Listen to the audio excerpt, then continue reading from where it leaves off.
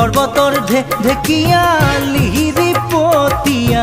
বতাহত যেনেকৈ হালে ঢোলৰে চাপৰত তোৰে লাহি কঁকাল দুচেও তিনি চেওকৈ ভাগে তোৰ দৰে নাচনি দেখি শ্ৰীকৃষ্ণই বাঁহী বজাইছিলে চাগে মোৰ মইনা ঐ বাঁহী বজাইছিলে চাগে পৰ্বতৰ ঢেকীয়া লিহিৰি পতীয়া বতাহত যেনেকৈ হালে ঢোলৰে চাপৰত